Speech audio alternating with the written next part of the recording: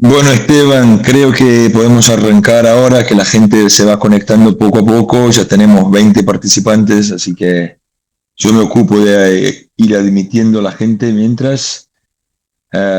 Hoy tenemos el lujo de tener el doctor Esteban González, que es del Hospital Italiano, y nos va a hablar de un tema muy interesante y muy eh, de moda, digamos.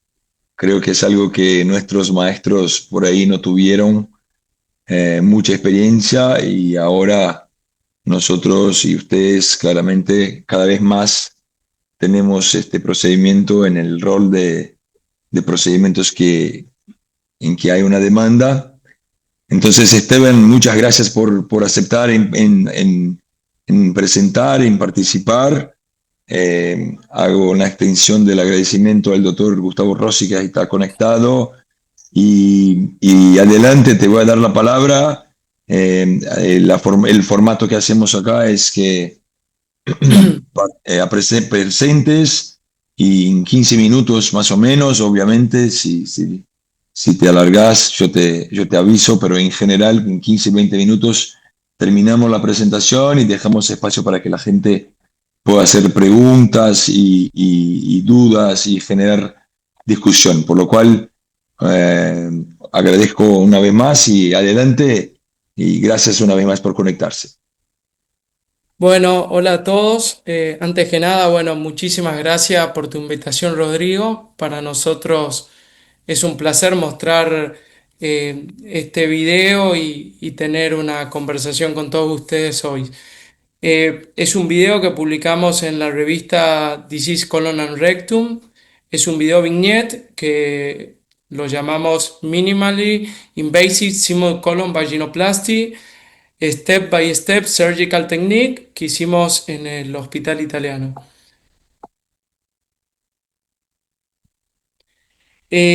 La vaginoplastia es un tema que es poco frecuente en el arsenal terapéutico y en los pacientes que habitual vemos como coloproctólogos.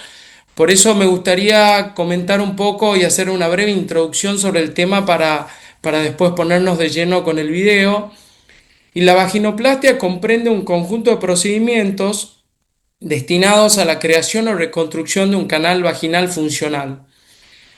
Esta cirugía no es privativa de pacientes transgéneros, sino también la realizamos en pacientes cisgéneros, por eso tiene indicaciones por patologías congénitas, adquiridas, principalmente en pacientes que han recibido radioterapia o que han tenido alguna cirugía por cáncer y, como ya les mencioné, también en cirugías de afirmación de género.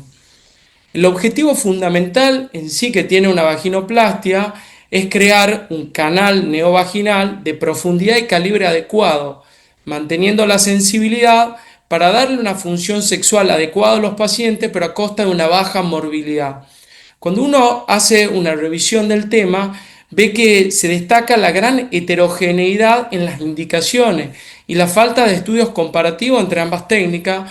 Por eso la técnica debería individualizarse según la anatomía del paciente, sus antecedentes quirúrgicos y las expectativas que el mismo tenga.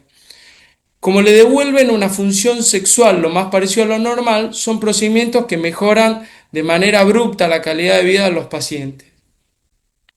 Y en cuanto a las alternativas terapéuticas y a la indicación de tratamiento, la vaginoplastia debe concebirse o debe pensarse como un proceso escalonado y una toma de decisiones individualizada. Contamos con un montón de herramientas, desde las más conservadoras como lo es la dilatación, cirugías con injertos cutáneos, que por ejemplo en los pacientes transgéneros se utilizan piel escrotal, pene, que son conocidas como las vaginoplastias secas, colgajo de peritoneo, que es la cirugía de Davidoff, y utilizar segmentos intestinales, ya sea el ilion o el colon sigmoide. Es de destacar que el colon sigmoides o los segmentos intestinales no aparecen como la primera opción terapéutica en estos pacientes, sino constituyen una indicación frecuente en cirugías de revisión cuando fracasa algunas de las alternativas estas que mencioné o en pacientes que ya están operados previamente y que la posibilidad de tener un injerto cutáneo no la tienen disponible. Y quizás esta es la pregunta más importante que tenga esta presentación, ¿por qué elegir el colon sigmoides? Y quizá la respuesta más sencilla sea decir que la vagina es lo que más se parecería al colon sigmoide. ¿Por qué? Porque tiene un revestimiento mucoso similar, porque la secreción mucosa se asemeja bastante, porque con el colon sigmoide se puede lograr una longitud adecuada, eso lograr una profundidad suficiente y sobre todo porque un colgajo bien realizado asegura una muy buena vascularización. Todo esto conduce a que la colovaginoplastia tiene buenos resultados funcionales y fundamentalmente aceptación para las pacientes. Ahora me voy a poner a meter de lleno en el caso clínico y esta es una paciente de 24 años cuyo diagnóstico principal es un síndrome de insensibilidad a los andrógenos. Esta paciente ya tenía como antecedentes gonadectomía bilateral en la infancia, una clitoroplastia, una colpoperineoplastia que consiste en descender el 0,1 genital para acercar, es decir, aproximar el meato uretral y aquella vagina rudimentaria al periné y labioplastia como antecedentes quirúrgicos. El motivo de consulta principal en esta situación era la poca profundidad vaginal. Y para meterme de lleno quiero dar un contexto clínico de qué es el síndrome de insensibilidad a los andrógenos. Es una entidad sumamente infrecuente, se presenta en 2 a 5 pacientes cada 100.000 nacidos vivos. Los pacientes son genéticamente hombres, pero con fenotipo femenino. Y la mutación está en el gen que codifica el receptor de andrógeno y está localizado en el cromosoma X. En la séptima semana de embriogénesis, la acción de los andrógenos sobre ya sea el tubérculo genital, los pliegues urogenitales o los pliegues pulvoescrotales ayuda a la diferenciación hacia los genitales masculinos cuando están presentes o cuando tienen insensibilidad o no están presentes, se transforman en clítoris, labios menores y labios mayores. Esta es una foto preoperatoria de la paciente que tratamos. Se ve como en la foto del medio y en la foto del extremo derecho de la pantalla se ve el meato uretral y se ve por debajo de eso una vagina con escasa profundidad. Esta es una resonancia preoperatoria donde se ve lo mismo. Aquí la flecha marca una vagina rudimentaria, que es lo mismo que muestra este corte sagital de la resonancia. Y antes de mostrar el video de la cirugía, quiero mencionar la gran importancia que tiene mantener 3 principios técnicos en esta cirugía, que es asegurar un colgajo con adecuada vascularización, eso es fundamental, de adecuada longitud y la longitud suficiente para que llegue al periné sin tensión, es decir, para hacer la anastomosis entre el colgajo, que va a ser la neovagina, con la piel del introito vaginal, y asegurarse que cuando se desciende el colgajo, es decir, el colon sigmoide para realizar la vagina, tiene que tener adecuada orientación, no puede estar rotado en el pedículo, ya que eso puede conducir a isquemia, necrosis y fracaso del colgajo. Este es el video, que le voy a bajar el volumen. Esta es la primera parte que ya fui un poco mencionando con el caso clínico, así que voy a adelantar. Acá voy a hacer un pequeño screen para mostrar cómo es la disposición de los trócares que usamos. Un trócar de 10 milímetros en la fosa ilíaca derecha, uno de 5 en el hipocondrio derecho y uno de 5 en la fosa ilíaca izquierda, con el trócar óptico en el ombligo de 12 milímetros. Y la cirugía inicia con la disección lateral, como habitualmente realizamos en las colectomías izquierdas, en las resecciones anteriores. Mediante la movilización lateral del colon, uno va permitiendo darle movilidad para el futuro descenso. En este paso técnico, bueno, se identifica de manera también el uréter rutinaria, también los nervios hipogástricos. Lo que va a permitir esta maniobra también va a ser facilitar e ingresar en un plano avascular cuando hagamos la disección medial. Ahí se ven el extremo del hemorroidal superior, justo por debajo del hook. Una vez que completamos esto, empezamos la disección medial a nivel del promontorio. Como se ve, es a través de un plano vascular, que probablemente la disección lateral ayudó a eso. La mano izquierda tiende bien al cenit para permitir esta disección y dejar los elementos nerviosos hacia posterior. La disección medial progresa hasta el nacimiento de la arteria mesentérica superior, que eso es lo que le va a dar más longitud. A nivel de la unión recto-sigmoidea, nosotros identificamos dónde va a ser la sección rectal. Con maniobras romas tratamos de separar el mesorrecto de todo el tubo muscular, dado que eso nos va a permitir hacer una sección libre de cualquier vaso que pueda haber ahí y evitar cualquier pequeña hemorragia. A ese nivel, una vez que completamos la disección, mantiene toda la indemnidad de los vasos. Acá estamos haciendo una pequeña incisión de descarga en el peritoneo que puede facilitar el descenso sin tensión. Una vez que realizamos eso, realizamos la sección a nivel de la unión recto-sigmoidea con un disparo de sutura mecánica lineal. Esto es común a cualquier cirugía colorectal. Una vez que realizamos la sección, tenemos que medir el tamaño de lo que va a ser la vaginoplastia, es decir, el colgajo que vamos a utilizar. Esta gasa está previamente medida, mide 10 centímetros. Entonces, una vez que medimos, repetimos el procedimiento para preparar el colon proximal, que va a terminar siendo el extremo ciego de la vaginoplastia. Con las mismas maniobras romas, inmediatamente por debajo del tubo muscular, hacemos la sección sin comprometer nada del meso ni de la vascularización. La sección se realiza también con una sutura circular, como recientemente lo mencionamos en el recto superior. Una vez que tenemos seccionados hacia proximal y hacia distal el colon, tenemos que probar cómo que va a ser que va a llegar para hacer una anastomosis colorectal y posteriormente la vagina, la anastomosis mucocutánea sin tensión. Acá vamos a probar que la vagina llegaría sin tensión. En este mismo momento y en forma simultánea, los cirujanos reconstructivos a través de ese introito vaginal y de forma retrovesical generan el túnel por el cual va a descender el colon sigmoides para realizar la neovagina. En este mismo momento se aprovecha esta incisión para colocar el yunque de la sutura circular, dado que vamos a realizar una anastomosis colorectal de forma totalmente intracorpórea.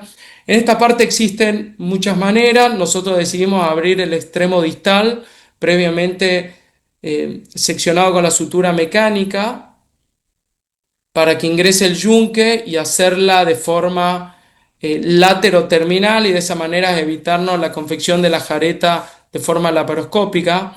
Acá pusimos el yunque con el extremo blanco que da una punta, si se quiere, más amigable para hacer la colotomía. Una vez que el yunque se coloca, el extremo distal, el extremo, el cabo ciego del colon, vamos a seccionarlo con un nuevo disparo de sutura mecánica.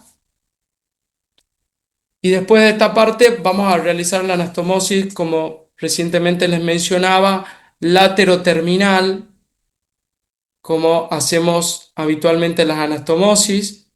Después se hace una prueba neumática de forma rutinaria también. Se ve cómo es una anastomosis libre de tensión y luego de esa parte se desciende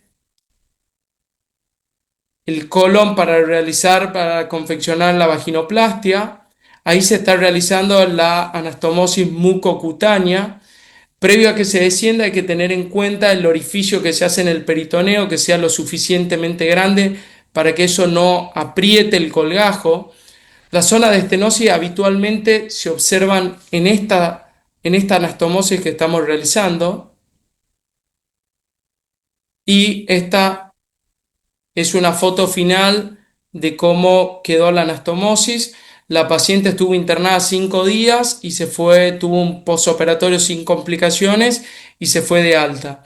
Y esta diapositiva es muy importante porque quiero mencionar que los cuidados postoperatorios son parte del procedimiento. La paciente habitualmente, los pacientes deberían empezar con dilataciones en el postoperatorio inmediato. Hasta los 3 meses la dilatación son de 15 minutos 3 veces al día. Entre el cuarto y quinto mes se dilatan 2 veces por día y después a largo plazo la dilatación empieza siendo 3 veces por semana como mantenimiento e incluso en pacientes que son sexualmente activos. Y acá quiero mencionar que en pacientes transgénero, y debería ser extrapolable a todo, el kinesiólogo del piso pelviano es fundamental para la dilatación, ya que en los pacientes transgénero, por la musculatura que tienen en el piso de la pelvis, estas dilataciones pueden ser dolorosas. Quise mencionar que son parte del procedimiento porque de estas dilataciones son determinantes los resultados para obtener profundidad y calibre adecuado y sobre todo para prevenir la estenosis. Esta paciente tiempo después tuvo un pequeños síntomas que eran aumento de la secreción vaginal, dolor con las relaciones sexuales y algún sangrado, así que decidimos hacerle una vaginoscopía y se vio lo que parece una neovaginitis de esta neovagina, así que tuvo una buena respuesta con supositorios de mesalazina y cada tanto repite esta sintomatología que es algo relativamente frecuente en estos pacientes, pero tiene buena respuesta al tratamiento médico.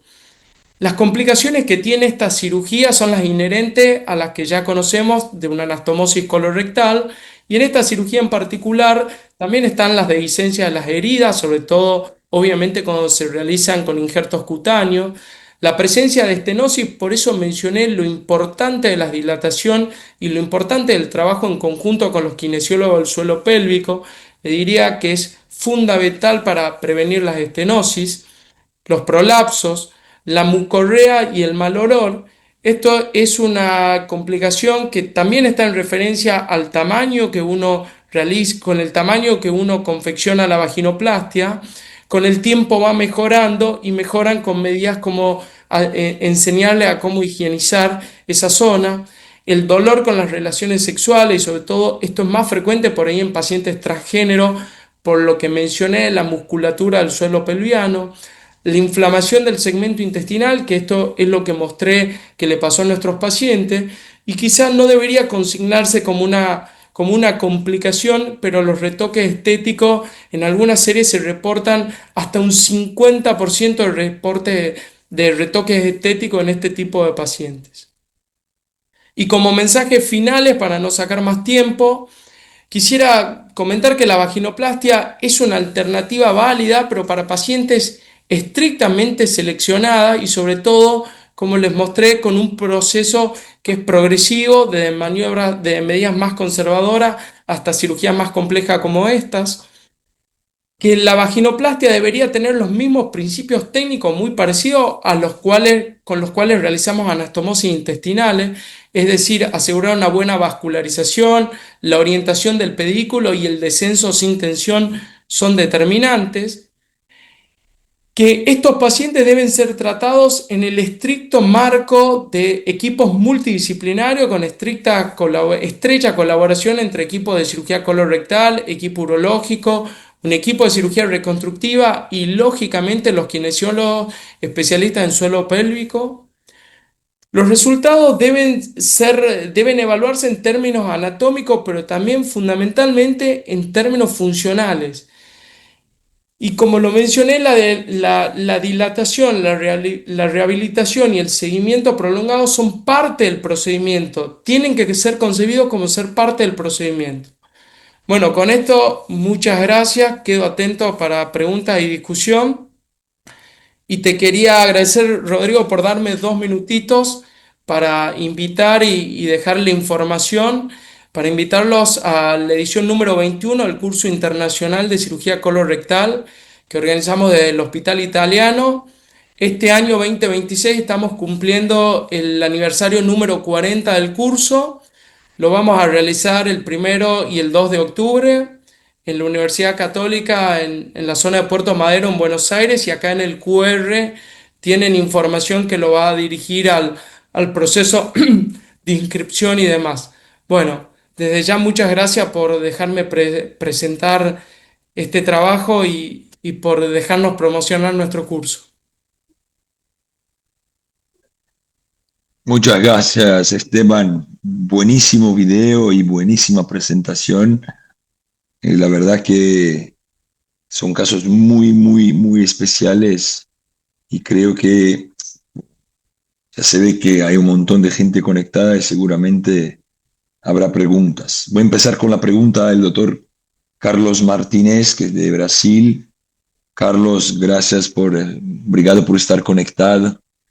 Eh, la pregunta es, ¿cómo haces para diferenciar qué tipo de colitis en este segmento que está anastomosado al muñón vaginal original? La verdad que Carlos hizo la sugerencia que eso podría ser una colitis de desuso, y la verdad, yo a la primera vez que la vi me pasó por la cabeza la posibilidad de isquemia.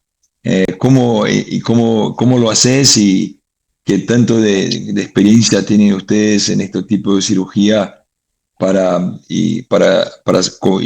manejarla, digamos? Bueno, muchas gracias, Carlos, por tu pregunta. Realmente es muy buena. Eh, en sí, fisiopatológicamente es una colitis por disfuncionalización. Está reportado que es una complicación muy frecuente. En este paciente en particular se hizo una biopsia que confirmó esto. Obviamente en adultos tenemos poca experiencia en el tratamiento desde la sección de cirugía colorectal, en el tratamiento de estos pacientes. Obviamente la sección de cirugía urológica reconstructiva, que está acá el doctor Federico Tirapegui conectado, y desde la sección de cirugía pediátrica están mucho más habituados porque por lo general son pacientes que se operan antes de los 18 años. Obviamente la tendencia actual es tratar de aumentar, cuando no son pacientes transgénero, tratar de aumentar la posibilidad de maniobras conservadoras como dilataciones, operarlo después de los 17 años justamente por la importancia que tienen las dilataciones como parte del procedimiento. Entonces se vio que los pediatras están tratando de estirar hasta después de los 17 años esta indicación de cirugía, con lo cual no sé si los próximos años empezaremos a operar un poco más de casos, pero bueno, la respuesta es esa. Con la biopsia es muy frecuente, en sí fisiopatológica es lo mismo y no tenemos muchísima experiencia de nuestra sección. La otra pregunta te pregunta Ana Huidobro, que es de España. Gracias, Ana, por estar conectada. Si descendés, vimos que en este caso no descendiste el ángulo esplénico y sería una herramienta o una estrategia, por ejemplo, para minimizar o disminuir el riesgo de una anastomosis con tensión ahí. ¿Cómo lo manejás y cómo lo evaluás? Y si hubo casos en que sí tomaste la decisión de descender o en general el colon bastante redundante te ayuda a no tener que hacerlo. Bueno, muchas gracias Ana por la pregunta. En este caso en particular, obviamente no hizo falta.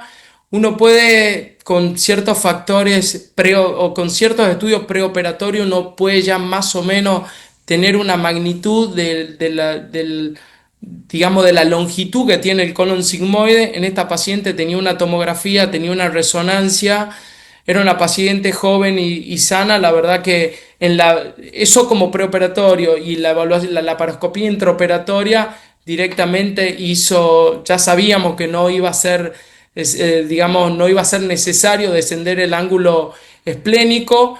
Previo a la sección proximal del colon ya habíamos visto que iba a llegar perfecto y después en sí la anastomosis era lo de menos. La cosa es que no llegue la vagina tenso porque ahí la liberación del ángulo esplénico no ayudaría. En sí la neovagina es la que más preocuparía. La anastomosis colorectal en este caso no haría falta, no hacía falta, pero si hace falta, en realidad uno desciende el ángulo esplénico, que es una maniobra también prácticamente rutinaria en nuestra cirugía y eso no sería mayor complejidad. La verdad, en cuanto en adultos tenemos este solo caso operado y en pediatría, por las características anatómicas de los pacientes, tenemos realizadas 40 vaginoplastias sigmoides y en ninguna fue necesario descender ni el ángulo ni hacer alguna sección en particular para que la vagina llegue bien al periné.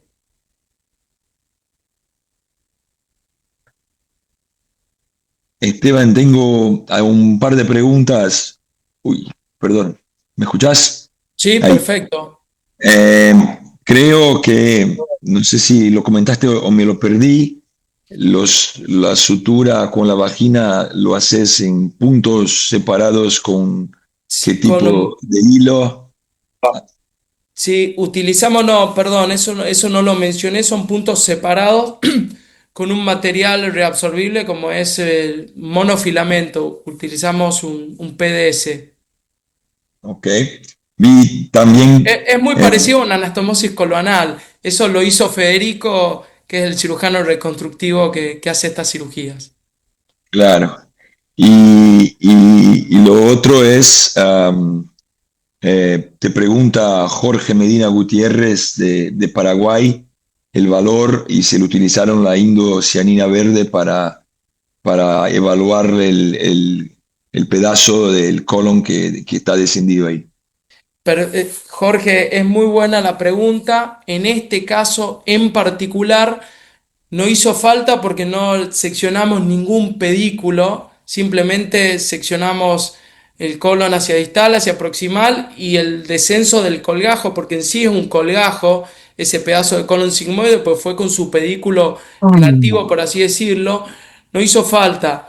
Dato adicional es que en el momento que hicimos la cirugía no era por el tema de la Agencia Nacional de Registro de Medicamentos, que es la ANMAT acá en Argentina, todavía no estaba aceptado el uso del verde de indocianina, o por lo menos no estaba popularizado. Pero en este caso en particular no fue necesario por eso. Ok. Y nos We dimos have cuenta one hand que... up. We have one hand up. Just want to make sure you see it. Ok, ok. Es Federico. Eh, Maggie, can you open the microphone for Federico, please? Yes. Ahí me escuchan. Sí. Yes, go ahead, ¿Qué please. tal? Gracias. Buenas Gracias. noches a todos. Bueno, yo soy Federico Tirapegui, soy urólogo y estuve junto a Esteban y a Gustavo Rosa en la cirugía. Quería simplemente agregar algo a lo que dijo Esteban, que con el segmento que se desciende de colon para la neovagina, que es quizá lo más preocupante porque no hay forma de predecir si va a llegar el pedículo vascular hasta el periné. Hay que tener en cuenta que siempre hacemos alguna maniobra adicional desde el periné. Entonces, por ejemplo, en mujeres transgénero podemos crear un canal con el prepucio o incluso si el prepucio no llegara en profundidad hasta la anastomosis, podemos agregar un injerto de escroto y en general en todas las pacientes tenemos algún pedículo vascular, perdón, algún colgajo cutáneo con el que ganar algunos centímetros de profundidad. Particularmente en esta paciente que ya estaba operada tenía una colpopirineoplastía, que es este descenso del seno urogenital, o sea, lo que busca esa cirugía que se hace en la infancia es que desemboque en el periné el meato uretral y esa pequeña cavidad, que en realidad es un seno urogenital, no es una vagina, pero que desemboque en ambas cavidades por separado. Al estar ya operada no teníamos ningún tipo de colgajo, así que bueno, la verdad que tuvimos un poco de suerte que llegó el colon. Pero era simplemente remarcar que siempre hay algunas maniobras accesorias para hacer en caso de que no llegue ese segmento. Gracias, Federico. Esteban, te hago una pregunta más. Luis Lombana de Colombia, que Bogotá, te pregunta si era una pelvis tipo ginecoide o androide, o si eso hace alguna diferencia en esta situación. Y la segunda es, me di cuenta que abriste el peritoneo como una forma de alungar, diciendo sí. un poco el pedazo de colon que va a descender. ¿Eso lo hiciste porque te preocupaste o es algo que se recomienda hacer de forma rutinaria para obtener el máximo de extensión o de alcance, digamos, del colon que va a descender? ¿Vos decís la incisión de descarga en el peritoneo? Sí. Sí, Y la verdad que lo hicimos como para, pero aportó muy poco, pero es como cuando uno está descendiendo un colon que llega justo y por ahí hace alguna incisión en el peritoneo y ayuda un poco. Creo ok, que en este caso ayudó muy poco, llegaba bien, así que, pero la hicimos con ese, con ese, digamos, con ese objetivo. Y después la otra pregunta, no, es que casualmente esta paciente tiene un síndrome de insensibilidad a los andrógenos, con lo cual es una pelvis, los pacientes tienen cariotipo XY, pero tienen todo un fenotipo femenino, era una pelvis claro, relativamente sencilla. favorable, claro, Sí, favorable, claro. claro. Eh, la otra pregunta es, en general, ¿cuánto tiempo recomiendan para el acto sexual a una paciente cuando empieza con estos? Seguramente eso va a ser a cargo del ginecólogo, el urólogo, para saber cuándo se puede hacer algo con esto. Y me imagino que la dilatación es una forma de penetración que uno hace ahí y ya más o menos tenés idea, se va a aguantar. Pero en términos generales, ¿cuánto tiempo estos pacientes tienen que esperar para tener o para poder actuar? Bueno, es muy buena la pregunta. Estos pacientes salen como con una torunda de gasa ya en el momento de la cirugía, que se le retira antes que se vaya de alta al quinto día. Al décimo día ya empiezan con dilataciones y cuando está más o menos todo cicatrizado, pues la dilatación es muy temprana en el postoperatorio. Al mes y medio ya empiezan con alguna relación sexual. Pues ya Ok, digamos, podrían empezar, pero después la dilatación es clave y sobre todo en los pacientes transgénero porque por lo general duelen mucho, así que tienen que acompañarse de ejercicio de relajación del suelo pélvico y demás. claro. Otra pregunta es, ¿vos antevés que con la utilización más diseminada del robot van a cambiar esa anastomosis lateroterminal y ganar unos centímetros más y hacerle para poner el yunque o hacerle una anastomosis primaria con sutura, ya que con el robot la sutura queda muchísimo más sencilla, o hasta pues, simplemente poner el yunque y hacer la jareta de forma robótica lo haría más sensible, más sencillo. La verdad que creo que no es algo técnicamente muy complejo hacerlo por la paroscopía, pero es cierto que en este caso el paciente estaba muy bien preparado, pero es cierto que hacerla término terminal para ganar un centímetro en un colon sumamente redundante es como que también lo tenés más tiempo expuesto, tenés más riesgo de contaminación. Creo que está bueno, pero en sí no es mucho más compleja hacerla a la jareta laparoscópico. Creo que sí te disminuye el tiempo en que tenés abierto y con eso disminuye la probabilidad de tener una contaminación. Ok. Vimos que no hubo drenaje y me imagino que no utilizan drenaje de algún tipo en esta situación, ¿verdad, Esteban? Cuando la cirugía, la verdad que viene tan bien, tan limpia y todo, por lo general no estamos utilizando tanto en las colectomías derechas o en sigmoidectomía, colectomía izquierda, por lo general, si viene todo muy bien, no. Ok. Y última pregunta, ¿hacen algún tipo de estudio previo para estar seguro que está, digamos, la anastomosis vaginocólica para, o para que vayan de alta o para que empiecen la dilatación y estar seguros que no hay ningún tipo de problemas o no?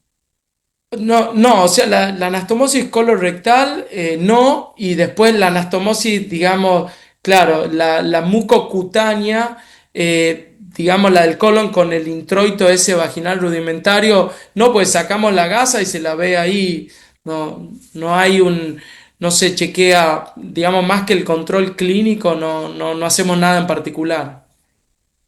Ok. Ok, Esteban, creo que te agotamos de preguntas. Te agradezco una vez más por la presentación. Muy buen video y gracias por aceptar en conectarse y compartir ese video. No creo que mucha gente haya hecho eso y la verdad, yo aprendí un montón y te agradezco por todo. Muchas gracias a todos que estuvieron conectados ahí y los avisamos en la próxima discusión del foro.